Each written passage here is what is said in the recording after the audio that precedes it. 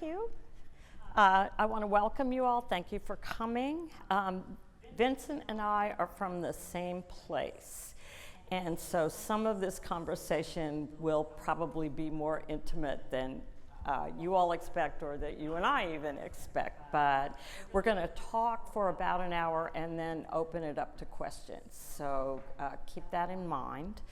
The first thing I thought we would talk about is growing up in, I was going to ask, not just growing up in San Antonio, how that shaped you, but growing up on the south side of San Antonio, which is a distinct place.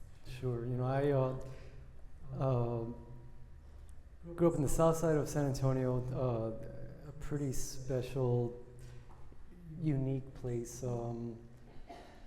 I think what was most special about it was that my family has such a long history in this community, and it was the kind of place where, you know, I grew up in the house that my father still lives in. My sister lives across the street now with her kids, my aunts and uncles down the whole block. My grandparents, you know, a few blocks or streets away. I was the only one that escaped and made it out. But it really was the place that raised me in ways that helped me to perceive my own sense of place, of time and location, gave me my own perception about identity, what it meant to be Mexican American, Chicano. But I think by far it really provided me the opportunity to learn to be an observer. So I remember the keen visual sense that it really helped me to develop. The odd front yards and crooked houses, the hand-painted signage everywhere from tire shops to grocery stores and meat markets. It really was a distorted sort of magical existence like Disney World, right? It almost became this kind of theme park for me that I had to navigate through, and then of course the community, the kinds of characters that were born in these communities and lived in these communities, and so I think at a very early age, very quickly, it helped, like I said earlier, it helped me to really learn to see the world around me, and then eventually to depict it. It is a city of eccentrics, for those of you who don't know it well, and real literary characters almost, Sure. I think. It's also a stratified city, and a very divided city in one way. Do you want to talk about that a little?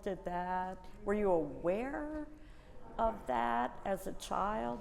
You know, its nickname is a military city, right? Most military bases in the United States at one moment in time. I'm not sure if it still is.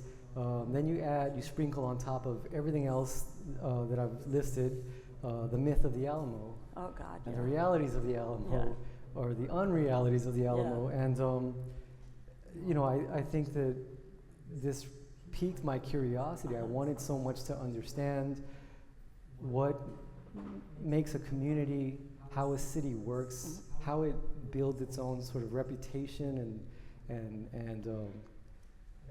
carries itself as a society in a way, a mini society, but a very segregated city to this day, right?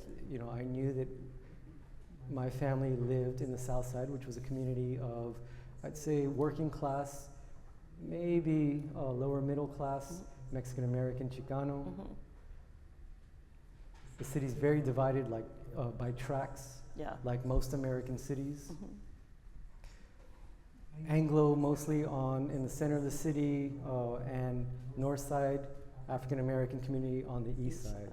West side, right, always seemed to be Mexican American, and poor working class people.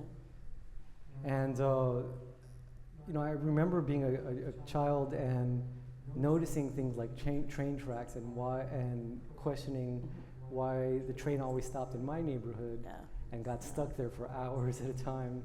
But in other parts of the city, there was no sign of tracks, right? Or warehouses or jails. more parks, trees, schooling, and I would, being a very curious kid, I was constantly asking questions, you know, to my parents, and what I could, just trying to retain information and learn about this place that I called home. Your parents probably had to pay a poll tax even. I'm trying to remember when that, I can't remember when that stopped, but in terms of your, when you get to go downstairs, Vincent's mother saved, I think, everything you drew, pretty much. Right. And you see that he started so early.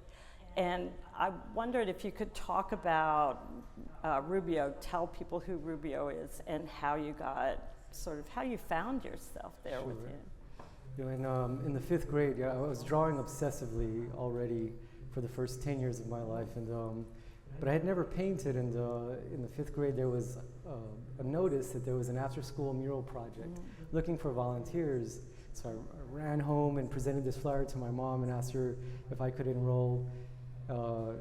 She dropped me off at the work site at the Esperanza Peace and Justice Center in the center of the city. And you know, I was such a shy kid. I was almost mute. You know, I just was always drawing, and I presented my small school folder full of notebook drawings, and I handed it to Rubio, who was an amazing character for me. I had never encountered such a dynamic-looking individual who had just this powerful presence. You know, Rubio is here tonight with us, and he quickly flipped through this folder of drawings and said, "Come with me. You're going to have your own wall."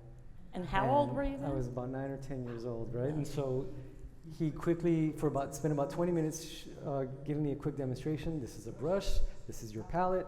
This is how you dip in paint cans. This is how you blend. Let me show you a few. This is how you make trees. This is how you render. Let's see what you can do. So he gave me about an hour. You know, and at that time there's about 20 or so kids, and there's rainbows and hearts and happy faces, and I was just so, I had never held that brush before, but it really was like this door, this magical door just swinging open, and I spent about an hour creating this scene of animals and nature, and finished it so quickly. Then Rubio came back to check my progress. He's like, "Okay, I'm going to give you another section of wall." And where was this wall? This was at the at Esperanza. On San Pedro, and it was right before Christmas, and in 1988, I think, 87, and I spent the next day or two creating this scene of these silhouettes of field workers harvesting crops, working the fields, and then overhead painted silhouettes of these American fighter jets. They were about to drop napalm on this field of workers, and then emblazoned in the sky I wrote, "Make food, not war." And there's a clip that'll come out a little bit later of the news footage of me being interviewed in front of this mural. And so promptly after this moment, Rubio goes up to my mother and says, "I want to work with your son." I mean, imagine this, you know, I'm 9 years old. He's 19 years old at the time, 18, takes me under his wing. My mom would drop me off almost every weekend in front of the Alamo in downtown San Antonio. She'd leave me with him, and it was my first real education. Man, what an adventure. That's great. We would ride the bus all over the city. He'd take me to the comic book store, but mostly we would explore the city with our sketchbooks. I was like a sponge. I would watch everything he would do. I would soak it up and want to mimic that. And, you know, it was the best pre-art school experience I could ever have, because I learned so much, and it gave me that first true dose that desire for ambition, determination. I wasn't looking at peers my age who were drawing at a similar level or lesser. I mean, I'm looking at somebody who's, you know, very advanced, extreme talent, and so my bar was shot very high very quickly. And there were also, I mean, on the west side in particular, there's a long tradition of murals. And for one thing, I'd like to know what you were painting with what medium you were using at the time, and then if you could talk a little bit about the murals at the Alassane Apache home.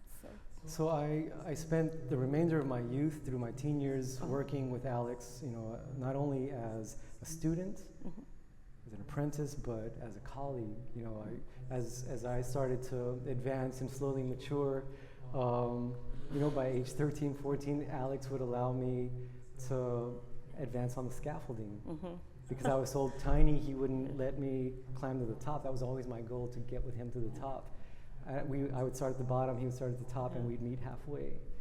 But wow, it was a collaborative experience of working with another artist side by side, that he trusted me in that way. And so, because Alex grew up in the Mirasol housing projects in the West Side, that was his community. He would take me into his community, and I would work with him on these murals until eventually, as a teenager, I started to work on my own. But this is the moment that was the epiphany moment for me, because I remember being 12 years old, sitting under the hot Texas sun on those scaffolds, and learning the technique and the mastery of your tools and materials. That's, of course, that's important, and it's something. But the real earth-shattering experience for me was observing the community and watching the way that the community came out and embraced these images that we were making in the legacy and the history of Chicano muralism, social, political movement and messages. I saw the connection that these individuals had. They saw themselves reflected in these images, and the power of this relationship between image and viewer. And I saw how they embraced it as their own, and they became sacred monuments, memorials in a way. And I remember that light bulb, that lightning, bolt that just struck through me, and I whispered to myself, that's it right there, this is it. I have to find a way for the rest of my life to make this connection, to use the power of images to connect with other human beings, to make images about people for people. It had to be of service to others in some way. And so I was trained by Rubio to work with house paint. And this was my medium, was the house paint, from Home Depot or wherever. You'd mix it, open the cans, dip it in a bucket of water. It was fast, it was easy, it was affordable. And so as I progressed and left for art school at the Rhode Island School of Design, I'm still working with these house paints. Before we get to that next chapter, I just want to tell people that this was, I think, one of the earliest housing projects, public housing projects in the country. And they're massive murals. You can still see them there. I keep trying to think of someone who wants to pay to restore them. But in a city that stratified, in a place where the poverty was so intense, I think those murals they were transforming, not just for you, but for a lot of people who lived there, because there were messages about you could get out. So tell us how you got to RISD. Does everyone here, I assume, knows RISD? So. Oh, that's great. You want to? Yeah. We were like Batman and Robin, just throughout the city, and I love telling the story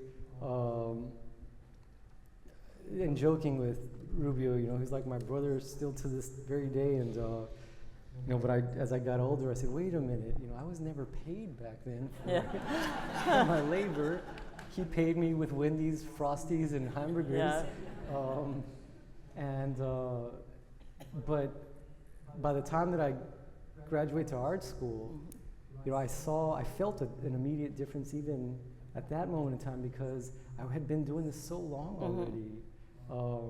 Because I started so prematurely that by the time that I was sitting in a studio classroom at RISD, my peers are working with their tools and brushes and trying to figure out how to manipulate paint and render the human figure, but I'm already coming equipped with ideas, right, with messages, trying to find a voice. But had you even been out of San Antonio? I'd never been out of San Can you Antonio. just explain how you got to this Sure. esteemed art school? It's a pretty funny story. Yeah, that's what I remember. You know, I had braces when I was in high school, and I left one day to go to the dentist for an appointment, and I had spent my time in high school at Burbank High School painting murals for the last 2 years of my time there. I had such a tremendous support system from my teachers who knew I was just kind of doing my own thing on my own path, and so I would report into school at the regular time, but instead of going into the classroom, I would go into the high school cafeteria that really had become like my Sistine Chapel. And every day I sat in there painting the history of American rock and roll, and then eventually the history of American cinema, and would clock out at 3:30 with all my peers, right? And it was amazing to see how my friends would walk in, and every day there was new progress. Who did you add last night? And I would stay there every night until about 9 o'clock working. And so I leave to senior year, these murals are almost completed. And I come back to school the next day, and everybody's saying, hey, you need to go to the office. I'm like, oh, what did I do? And I walk into the counselor's office, and she says, you have a note from an art counselor, an art representative from an art school in Miami. So I open this note, and it says, we saw your murals. If you come to our school, you won't pay a dime. And so I ran home and showed my parents this note. And at that time, my father, who's an aircraft engineer, had been really trying to convince me he was very determined to get me to follow in his footsteps and just paint on the weekends. And when I showed him this note, that was the first time he said, you're going to art school, right? It's free. No problem, I went to this art school and spent a year in Miami, and I realized very quickly that I wasn't being challenged. I did this test one day. I spent as little time as I could on a drawing assignment, and I turned it in to see what the professors would do, and they all patted me on the back, said, good job, and I thought, yeah, I got to get out of here. And so in my work study office, my boss the director had an entire wall of shelves of art schools around America, and I closed my eyes and I said, whatever catalog I pull is the school I'm going to apply to, and thank God it was RISD. I remember, of course, I knew about RISD, but I never thought I was good enough. I didn't really know what art school was. In Texas, especially at that time, there really wasn't my counselors didn't know how to help me. There was really not a lot of guidance.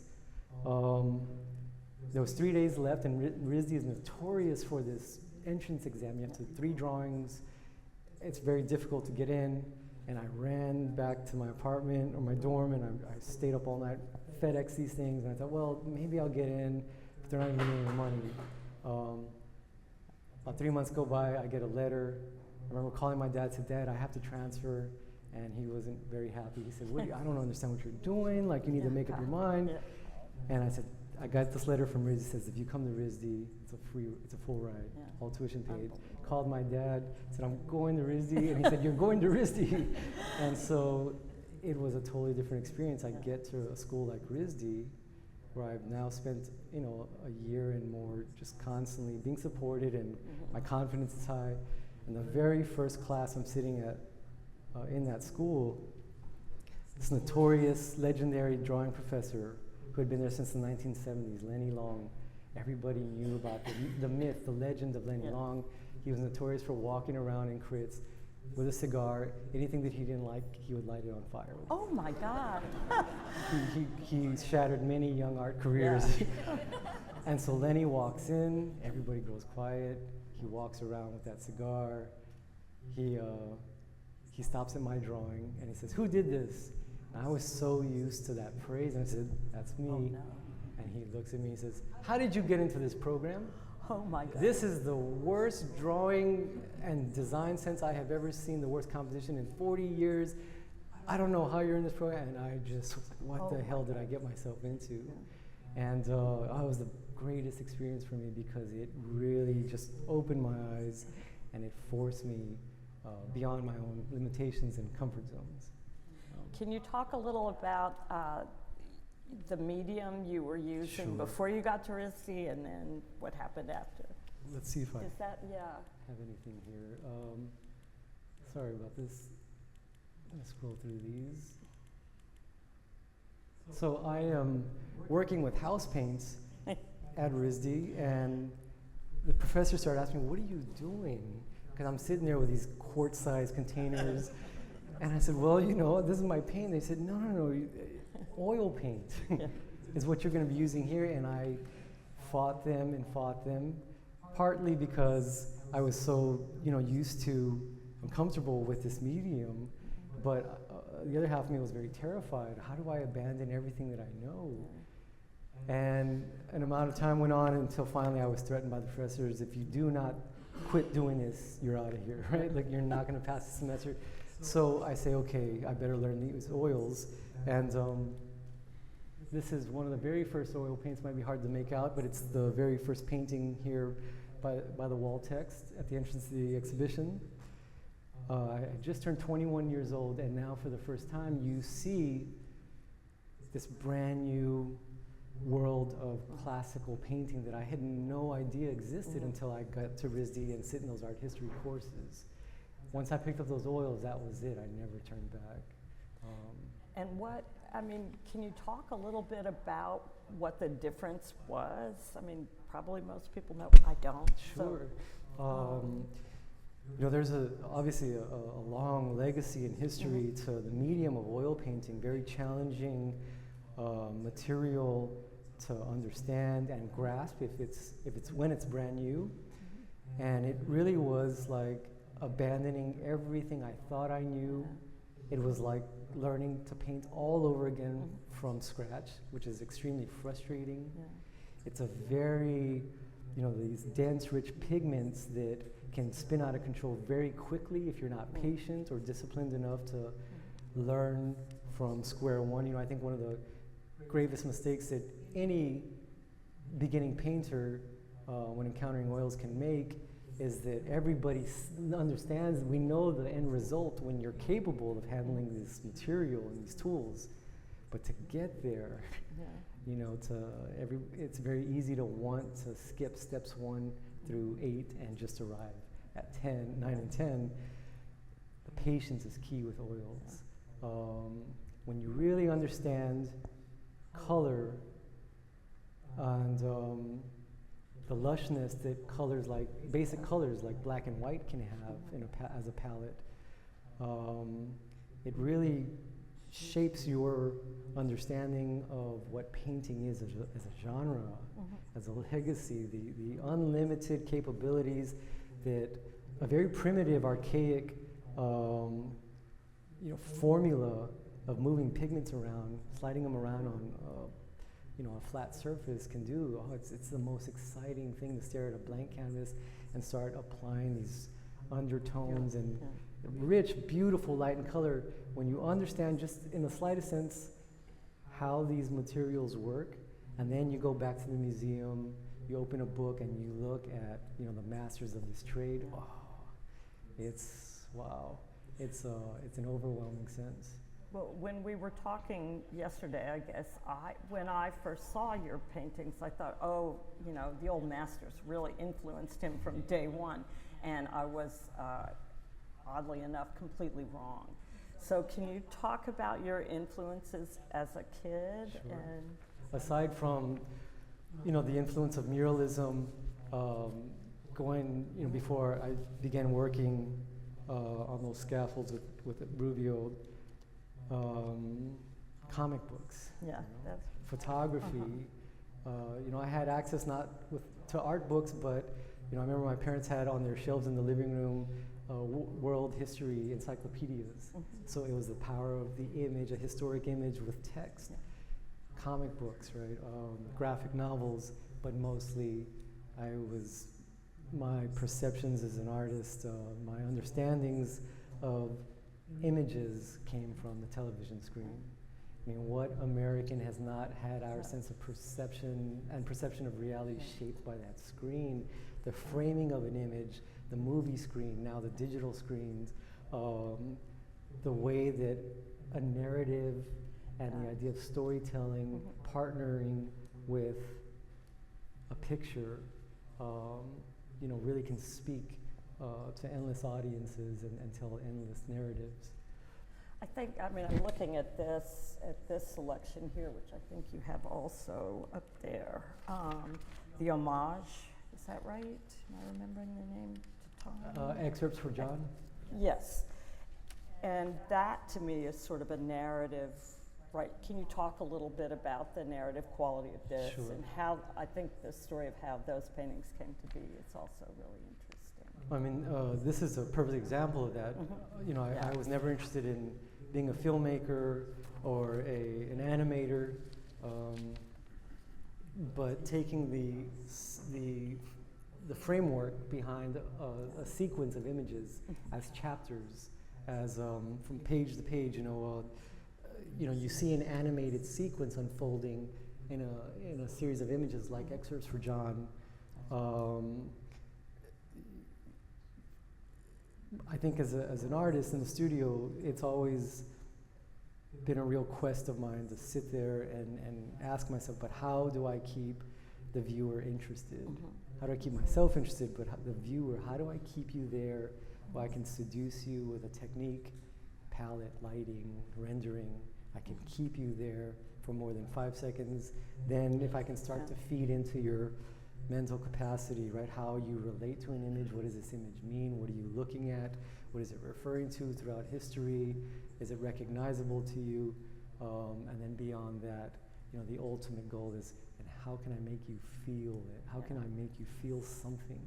And I think that a series like Excerpts for John, it's very personal to me. It's about my memory of standing, on a cold, rainy morning at Fort Sam Houston in 2012, and watching my best friend being delivered back home in a flag-draped casket.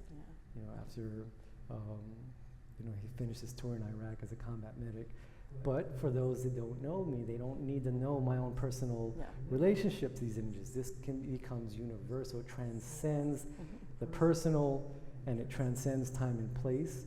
This looks like it's a blurred mirage seeping out of Civil War era America into the 21st century, from the cemetery back into the barrio, right? And so it does all of these intersecting weavings and undercurrents that have to tangle themselves in order to be spit back out. That's really the way that I envision these things. We talked also about sort of the portraits and how no one is, the eyes of the figure aren't looking directly, they're looking away. Can you talk a little about why that's a choice you made? I think that I started, I think 20 years ago, making some of the works that you see, especially in this corner back here, that are the earlier portions of my life and career, that gaze, that eternal, universal gaze that, these fictional characters, they're seeing something that's larger than us. They are seeing something that we, as a viewer, have yet to realize or recognize. We can't see it yet, but they become these messengers in that sense. They become the observers of your own futures, almost, in a way, reminding us, encouraging us to open your eyes to see what they are seeing. That definitely was an early sort of ploy that I developed in the studio as a means to, again, to keep you, the viewer, there questioning your own self. Well, what are they looking at? That's behind me, that's up above, right? And I think that it relates back to also, being forced to sit in that catechism classroom every Saturday morning. I was very uninterested by what was being told to me, so I would spend my time staring at those religious iconographic images of those martyrs, right? Those saints staring to the heavens, searching for something, that light, that salvation. It was so deeply embedded within me that it was as dramatic as a novella, right? It just was like the drama in the cinema. That's so San Antonio too. I think, Very. you know, it's just interesting how a place can sort of seep into you when you're totally unaware of it, I think. Sure. You also talked about song lyrics and music influencing you. You want to tell a little about that? Here's we're totally in sync, Mimi, because this just happened to. Oh, there we go. Yeah. You know, music is such an important element in the work. It's been my oldest company in the studio. You know, it's really the only company that I keep. And I'm so heavily influenced by the power of music, and you know, I'd say over half of this exhibition, of the work in this exhibition, is titled after song lyrics, song titles.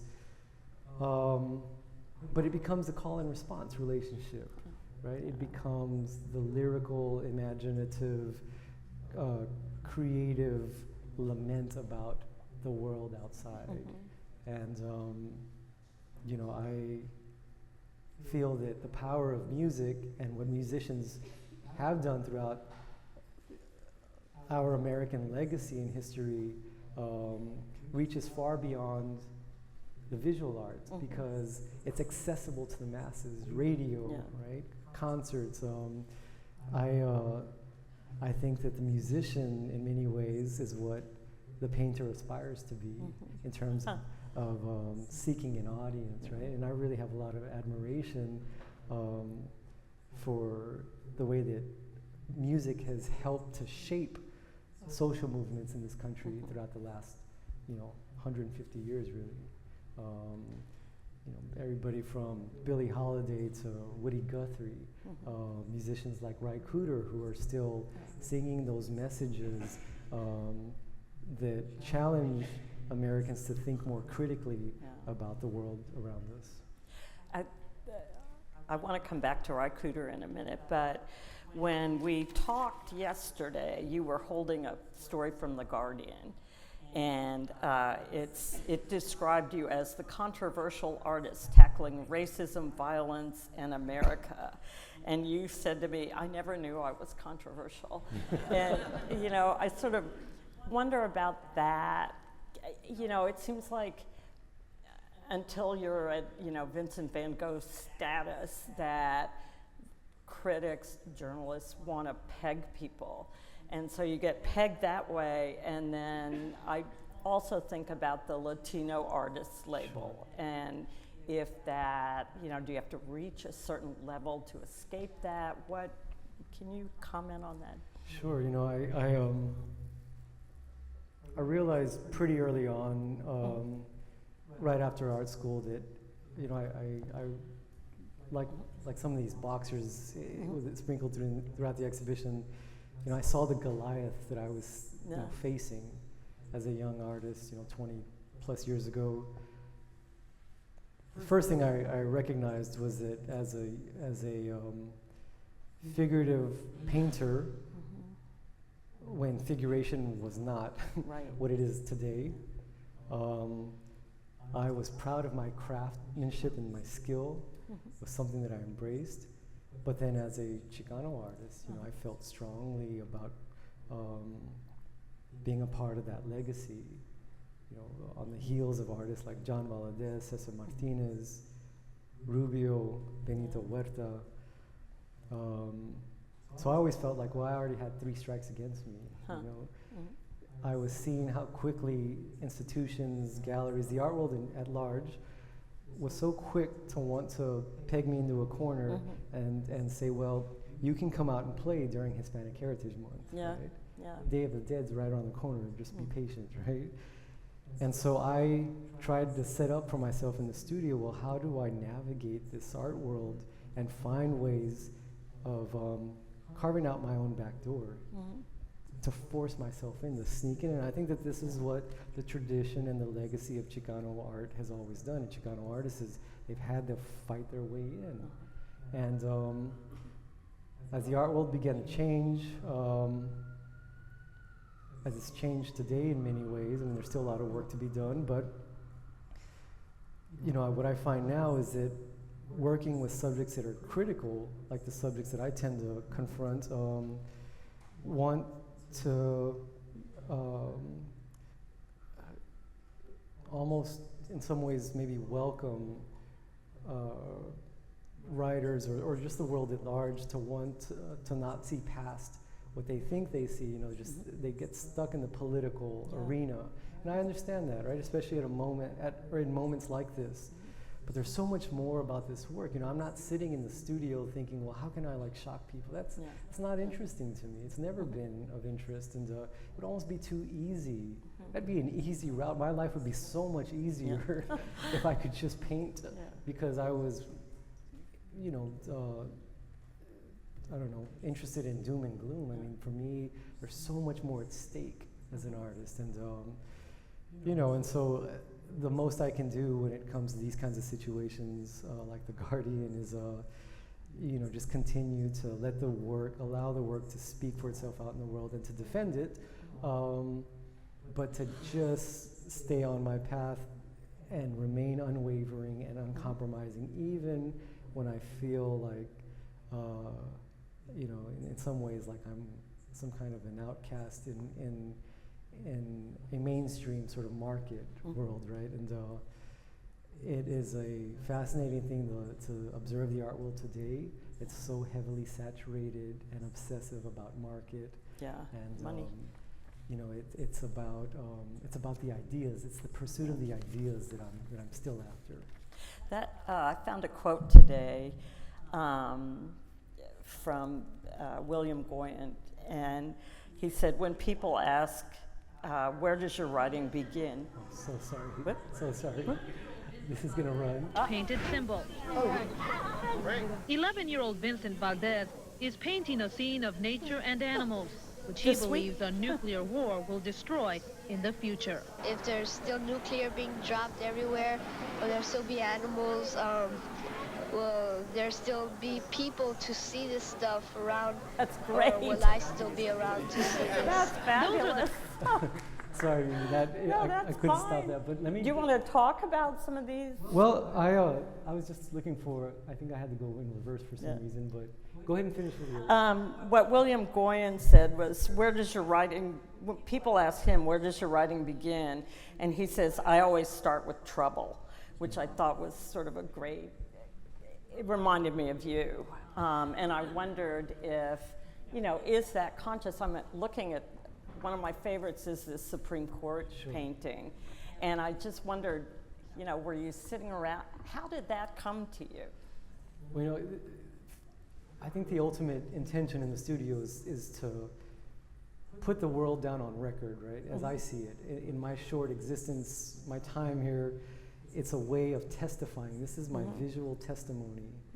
And so, for example, that Supreme Court painting, I ran into the studio on the day that they made their big Roe versus Wade announcement 2 summers ago now. It becomes a visual diary without the text. And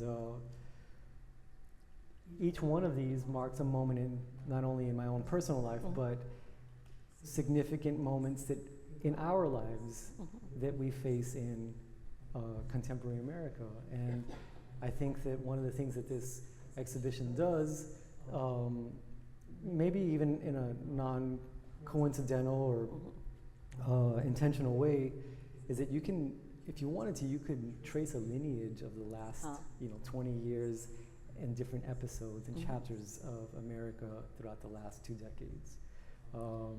Go ahead. Well, no, you were talking, this is sort of a continuation, but you were talking about how amped everything is now and how anxiety is really a major influence, trying to communicate that anxiety that we're all living with. Sure, it's not the realism that, I never felt connected to a genre like photorealism. Social realism, sure, I like that. But it's never been about the technique. For me, it's all the technique has just kind of come naturally. I'm very grateful for that. The complicated part is trying to capture reality beyond just what I see. I'm trying to depict, how do you depict in an image what the atmosphere felt like at a certain moment in time? The uncertainty, the unrest, the determination, the struggle. How do you compact all of this and spit it out, regurgitate it through a visual, a flat image? If I can accomplish the way that that moment felt and make you feel it, for me, that's the ultimate goal. And so I look at some of these early works, especially like these pastel drawings, and if you look closely, it's really a nervous line, and it's almost like my hand was shaking. For me, at that moment in time, I remember in the pit of my stomach, everything was brand new. The world was brand new. I was 21, 22 years old. These images were brand new. And I'd walk in the studio and I'd feel that anxiety. Yeah.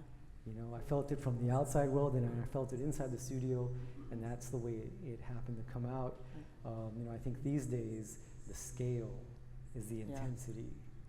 The more that I feel that the world refuses to keep its eyes open to the realities of contemporary society, the larger these things are getting. It's my way of presenting you with the ultimate HD flat screen, forcing you, insisting that you can no longer turn away.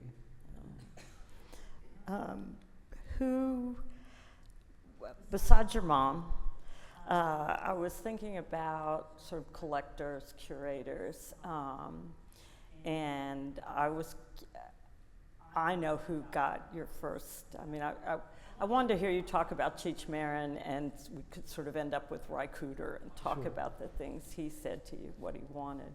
So, as far as the Chavez Ravine project is concerned? But I think Cheech Marin maybe had an understanding of what you were doing before other people did. Would you agree? I met Cheech maybe about a year after I graduated. I came back to San Antonio after RISD, but my first real collector was a gentleman by the name of Joe Diaz. Joe in Diaz San Antonio. In San Antonio. Tremendous collection. I remember I was about to go back to RISD for my final year, and Joe Diaz, I was introduced to him by Kathy Vargas at the Guadalupe Cultural Arts Center, and Rubio. I was so fortunate. I was 20 years old, and they were bringing one of their very own colleagues to say, look at his work.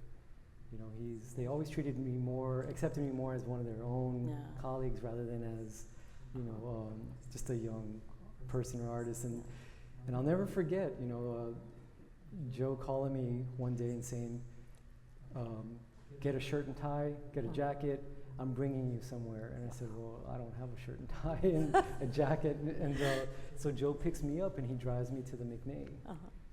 And I walk in, and it's the retrospective of Cesar Martinez. Wow. Oh, man. And I'll never forget that moment. Like, wow, what a memory. All these, wealthy-looking people in tuxedos, important-looking people. Cesar Martinez in a tuxedo. That alone was like, and then seeing the show and thinking and feeling it, like, one day, maybe, just maybe one day, like, these are big shoes to fill. And that, and I returned home to my very first exhibition a few months later at the Guadalupe, where Joe purchased my very first work.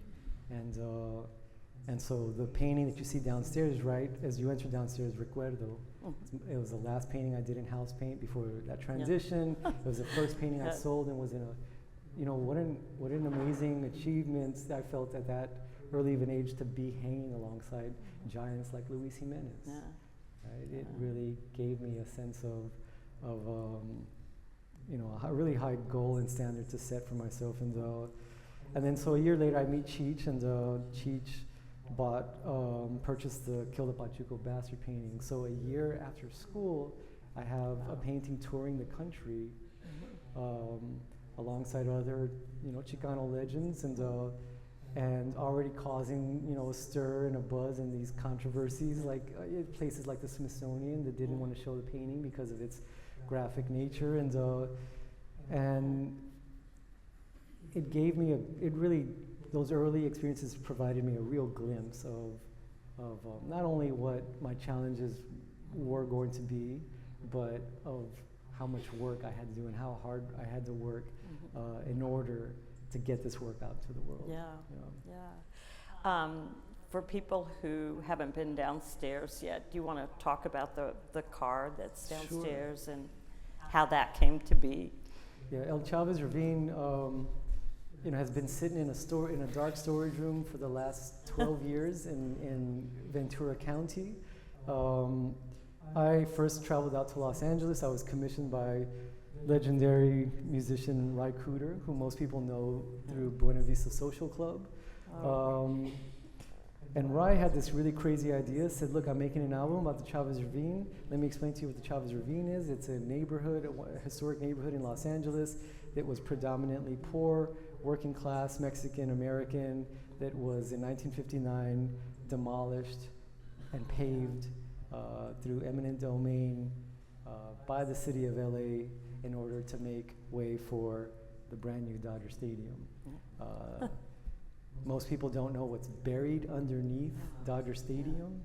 So Ry has this powerful album that sings these lyrics, these tales with old Chicano legends like Lalo Guerrero, Willie G and the Midnighters.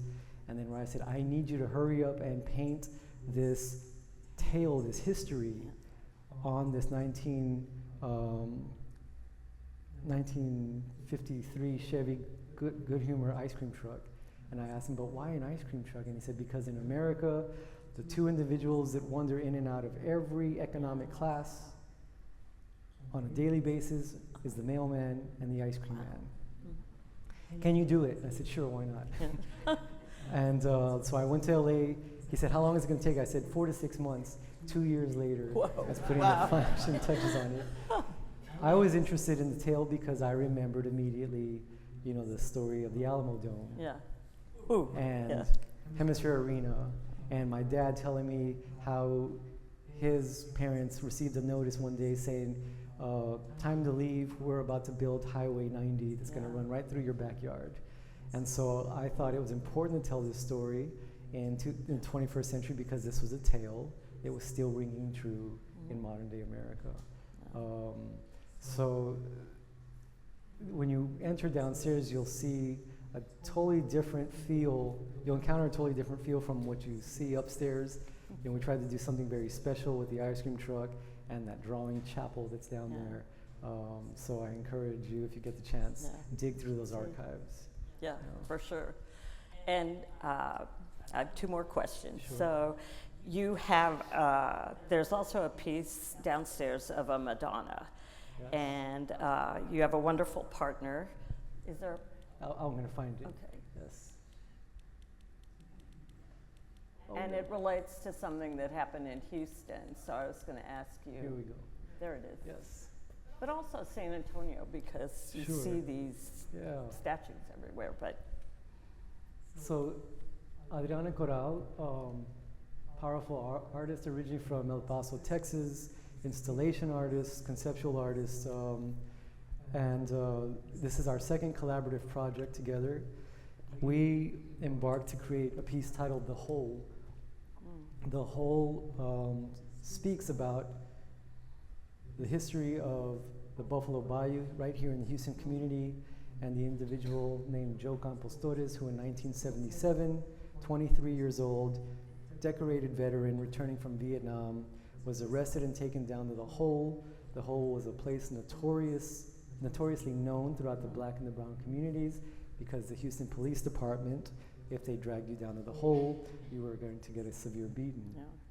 They beat young Campos Torres so severely that when they took him up to book him, the police chief came out and said, get this boy to the hospital. They took him back down to The Hole, handcuffed his hands and his ankles, and the sergeant said, I've always wanted to see if wetbacks could swim. Tossed him into the bayou. 3 days later, found his body floating. This sparked a tremendous backlash and outrage this was George Floyd of its time, Yeah. pre-George Floyd, Mm-hmm. in the Mexican-American Chicano community. The city of Houston felt so pressured by this solidarity between the communities like the 2nd Ward, 3rd Ward, that they put pressure on the HPD and said, you need to fix this. There was so much pressure put on that department. 1977, 6 or 8 of the officers went to trial, were indicted by an all-white jury ahead of its time, stood before the judge for their sentencing, and the judge sentenced each officer to a 99-cent fine and 1 night in jail. The 2 officers that testified against their fellow officers were harassed as snitches and run out of the department. The rest of the officers were mostly given promotions. You would think this is 2024. Right, Here right. we are, 50 years later, with this problem that is urgent and has not ceased to exist in this country. And so, what we tried to do with this collaborative installation Can you here- mention again who your collaborator was? Yes, Adriana Corral, who's right here in the front row. Yeah. We worked with the amazing King Foundry right here in Houston, Ken and Ketria King. And Adriana and myself went down to the bayou, collected the shells and the soil. Adriana cast this beautiful Virgen, who's placed in a traditional niche setting.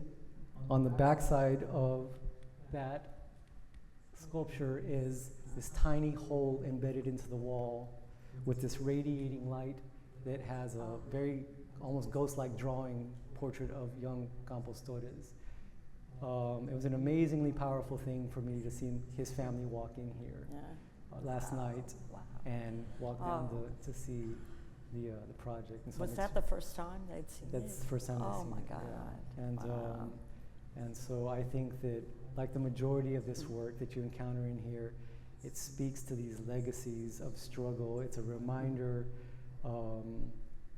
to us all that we are not alone in our struggles. In the darkest moments and hours, we must find that light. Right? There's always that light, as dim as it might seem, like this dimming flashlight, but that light is the power of resilience, right? And I think that that couldn't be a more powerful reminder at this moment in time. I'm tempted to stop there. Sure. So why don't we let